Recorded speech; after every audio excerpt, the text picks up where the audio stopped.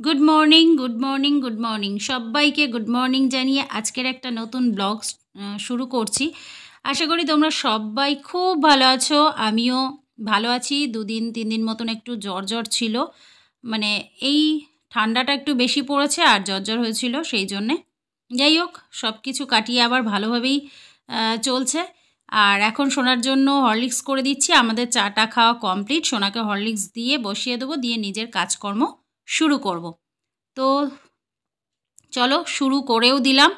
এখন ঘরদোর ঝাড় দিচ্ছি, ঘরদোর বিছানা টিছানা তোমাদের দাদাভাই তুলেছে, আর ঘরটর ঝাড় দিয়ে শুরু করব। সাধারণত ঘর ঝাড় দিয়েই তো মানুষের শুরু হয়, ঘরদোর ঝাড় দেওয়া মোছা না করলে কি করে হবে। আর আমার মা শুনেছে কোথা দিয়ে ঘরদোর তাড়াতাড়ি মুছতে হয়, মানে সকাল সকাল মুছে নিতে হয়, সেই জন্য এখন আবার সকাল সকাল মুছে নেওয়া হয়। আর কি ঠান্ডা পড়েছে গো, আমাকে দেখে তো বুঝতেই পারছো। শোনা যাচ্ছে ড্রয়িং ক্লাসে ওই বেরিয়ে দাঁড়িয়ে আছে বাইরে। অবশেষে এখন দুটো খেতে বসছি। এই যে রুটির মধ্যে জ্যাম দুখানা, এই যে দুটো নিয়ে এটা একটু খেয়ে নেব, নিয়ে কাজ বাজে লেগে পড়ব। কিন্তু পড়ছে কী ঠান্ডা পড়েছে গো, আমাকে দেখেই বুঝতে পারছো কী ঠান্ডা পড়েছে। আমার তো মানে মোজা থেকে মাথায় রুমাল পর্যন্ত, এই দেখো মাথায় একটা এক্সট্রা রুমালও পরা আছে, পরে আছি। শুধু আপাতত সোয়েটারটা পরে নেই।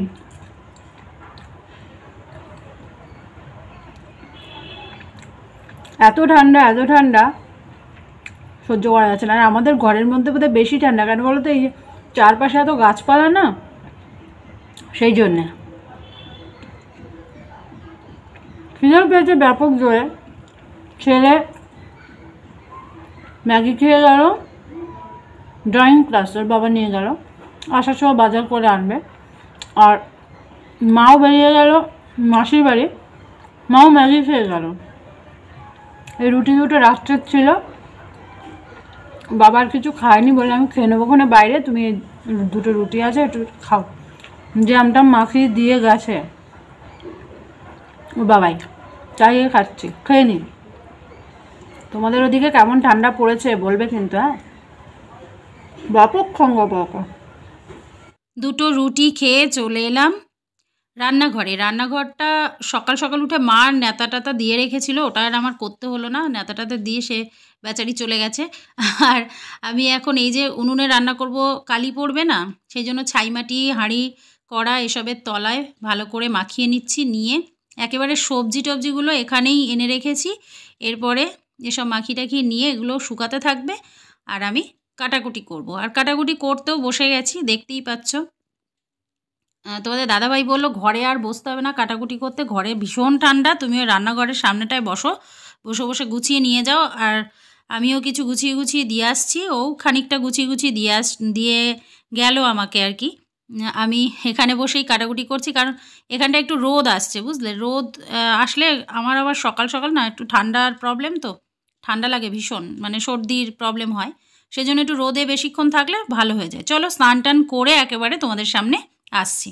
স্নান টান কমপ্লিট হয়ে গেছে, আমার হয়ে গেছে, সোনার হয়ে গেছে। এখন যাচ্ছি রান্নাঘরে রান্না করতে। অলরেডি ভাত বসিয়ে দিয়েছি, আর ওই সব জিনিসগুলো নিয়ে চাতা খুন্তি সারাশি সব কিছুই নিয়ে যাব। আর মোটামুটি অনেক কিছু নিয়ে যাওয়া হয়ে গেছে, আর খানিকটা নিয়ে যাব, তাই তোমাদের সাথে একটু শেয়ার করে দিলাম যে স্নান টান কমপ্লিট হয়ে গেছে। সবজি কাটার পরপরই স্নান করে নিয়েছি, আর এখন যাচ্ছি রান্না করতে আমার সঙ্গে। চলো আজকে কি রান্না হবে তোমাদের সাথে শেয়ার করব। এখানে ভাত বসিয়ে দিয়েছি,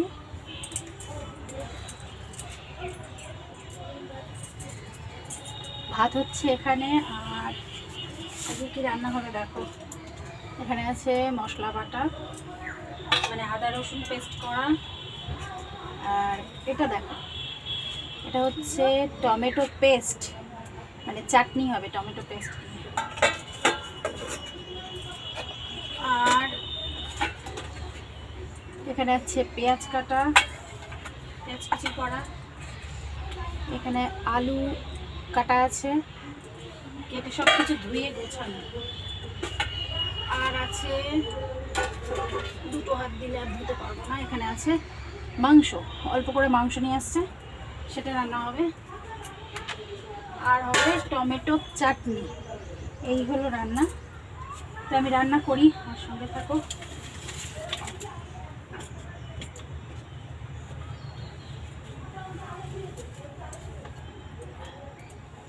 আর সোনা ড্রয়িং করে আসার পরে আর কিছু খাইনি, ম্যাগি খেয়ে গেছিলো। এখন খাচ্ছে কি বলো তো, আমুল দুধ।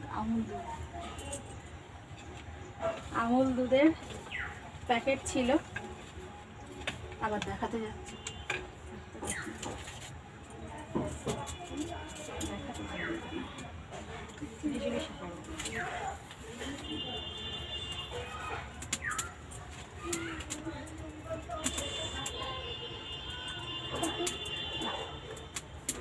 আমাকে বলছে খাবে একটু, আমি কি বাচ্চা বলো? আমি খাবো? বাচ্চা তো না। ভাত ফুটে গেছে, 12টা বেজে গেছে, এখন রান্না বসিয়েছি। আর কি হবে, ভাতটা নামিয়ে নিই, তারপর রান্না করছি, তোমাদের সাথে শেয়ার করছি। এই ভাত হয়ে গেছে, দিয়েছে। এবার আলুগুলোকে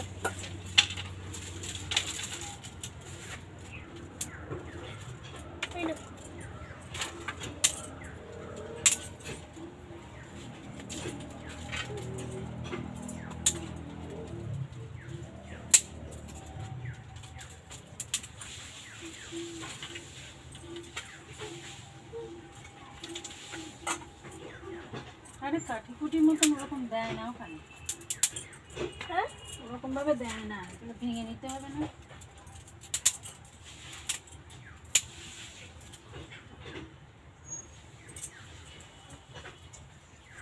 ভালো করলি।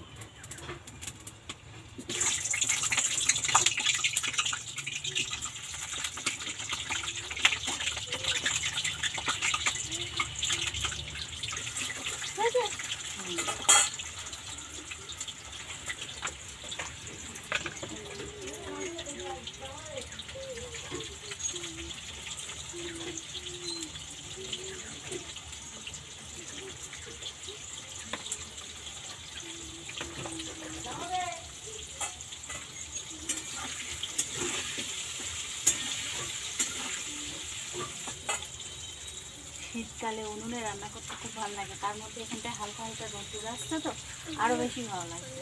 আর আমার হেল্পার দেখেছে, হেল্পার কী করছে, হেল্পার একটু করে হেল্পারই করছে আর একটু করে খেলা করছে, এই হলো ব্যাপার।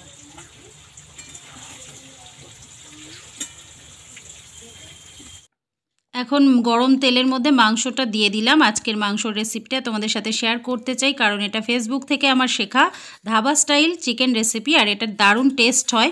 তো সঙ্গে থেকো প্লিজ, আর দেখতে থেকো। এবার পেঁয়াজ দিচ্ছি, প্রথমে দিয়েছি তেলের ওপরে মাংসটা দিয়েছি, তারপরে পেঁয়াজ দিয়েছি, দিয়ে একটু লবণ একটু হলুদ দিয়ে পেঁয়াজটাকে ভালো করে সেদ্ধ করে নিচ্ছি। আর এখন আদা রসুন বাটার মধ্যে দিয়েছি জিরের গুঁড়ো, আর তার মধ্যে দিচ্ছি লঙ্কার গুঁড়ো, কাশ্মীরি লঙ্কার গুঁড়ো, যাতে একটু ভালো কালার হয় আর কি। তো ভয়েস আমি তখনই দিয়েছিলাম, কিন্তু পাশের বাড়িতে গান বাজছিল, যার জন্য আবার আমাকে ভয়েস ওভার করতে হচ্ছে। অ্যাকচুয়াল যখন ভিডিও আমরা করি তখন ভয়েসটা দিলে না মানে সেটা আরও বেটার হয়। যাই হোক, আমাকে দিতে হচ্ছে যতক্ষণ। তারপরে মশলাটা দিয়েছি, দিয়ে কষে নিয়েছি ভালো করে। মশলাটা কষা হয়ে গেছে, পেঁয়াজটাও সেদ্ধ হয়ে গেছে, কষা হয়ে গেছে। এখন দিচ্ছি টমেটো পেস্টটা। ধাবা স্টাইল রান্নাটা আমি ফেসবুক থেকেই শিখেছিলাম, আর ফেসবুক থেকে শিখে আমি যখন রান্নাটা করেছিলাম প্রথমবার, তখন কিন্তু দুর্দান্ত টেস্ট হয়েছিল। একটা জিনিসেরই আমার এর মধ্যে অভাব আছে, সেটা হলো টক দই। টক দইটা আজকে আমি দিতে পারছি না, সেজন্য সামান্য একটু টেস্টের হেরফের হবে, তাছাড়া কিছু না, কিন্তু দুর্দান্ত খেতে হয়। আর কালারটা দেখেছো, একদম দুর্দান্ত কালার এসছে। তো আমার ছেলে এটা খেতে পছন্দ করে। আর সাধারণত আমরা যখন মাংস রান্না করি তখন প্রথমে পেঁয়াজটা দিই গরম তেলের ওপরে পেঁয়াজটা একটু ভেজে নিয়ে তারপর মাংসটা দিই, কিন্তু ধাবা স্টাইলের মেন বিষয় হলো পেঁয়াজটাকে পরে দিতে হবে। তাহলে মানে যেটা আমি ট্রিক্সটা শিখলাম, পেঁয়াজটাকে পরে দিতে হবে, দিলে কালারটা ভালো আসবে। আর টেস্টের একটু ব্যালেন্স করার জন্য আমি চিনি দিলাম।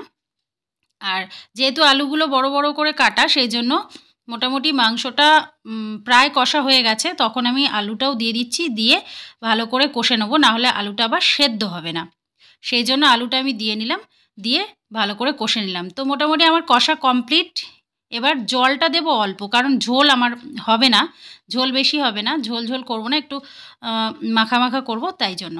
তো জলটা দিয়ে গরম মশলা দেবো, গরম মশলাটা আগে একবার দিয়ে কষার সময় দিয়েছিলাম, দিয়ে এবার দেখো নামিয়ে নিয়েছি। কেমন লাগছে অবশ্যই তোমরা জানাবে, কালারটাও দারুণ এসছে। আর রান্নাবান্না করার পরে আবার পরের দিনের জন্য, পরের দিন বলতে সন্ধেবেলা রান্না আছে, সন্ধেবেলাতেও রান্না আছে, আবার কালকেও রান্না আছে, সেই জন্য ছাদ থেকে কিছু কাঠ নামিয়েছিলাম, সেই কাঠগুলো একটু ভেঙে চুড়ে দুজনে মিলে রেখে দিচ্ছি গুছিয়ে, কারণ আজ খেলে তো হবে না, কালকে কি খাবো সেটাও তো চিন্তা করতে হবে। সেই জন্য বসে বসে রোদ্দুরে একটু ভেঙে নিচ্ছি, ভেঙে গুছিয়ে রান্নাঘরে রাখবো, রান্নাঘরে তারপরে আবার ভালো করে পেড়ে নিতে হবে, পেড়ে নিয়ে গুছিয়ে রেখে দেবো, যাতে সন্ধ্যাবেলা আবার রান্না করতে পারি। তো এখন এই এমন একটা কথা বলেছে যে হাসি পাচ্ছে আমার, তাই হাসছিলাম হা হা করে। যদিও ওই গানের কারণে কথাগুলো না সব বাদ দিতে হয়েছে, না হলে তোমরা শুনলে তোমরাও হাসতে। যাই হোক, এই আমার যেহেতু স্নান টান কমপ্লিট, এসবগুলো করে আমরা খেয়ে নেবো। আর মজার বিষয় হলো আজকে আমরা রান্নাঘরেই খেয়েছি। রান্না বান্না খাওয়া দাওয়া সব কিছু শেষ, এবার একটু বেরোচ্ছি। এই যে ব্যাগটা নিয়েছি আর এই যে ড্রেসটা করেছি, মানে সোয়েটার পরেছি, তার উপর আবার পঞ্চু পরেছি। আর এই যে সোনাও যাচ্ছে, সোনার বাবা যাচ্ছে, আর আমি যাচ্ছি, তিনজনে যাচ্ছি একটু কিছু কেনাকাটা করার জন্য। তো চলো আজকের ভিডিও এখানে শেষ করছি। ভিডিওটা কেমন লাগলো আর আমার চিকেন রান্নাটা কেমন লাগলো অবশ্যই জানাবে কমেন্ট করে। আর যদি কেউ নতুন হয়ে থাকো তাহলে চ্যানেলটা সাবস্ক্রাইব করে পাশে থেকে যেও। আশা করি আগামী দিনের ভিডিও ভালো হবে, ভালো লাগবে। চলো টাটা, বাই বাই। একটা লাইক করে দিও যদি ভিডিও ভালো লেগে থাকে।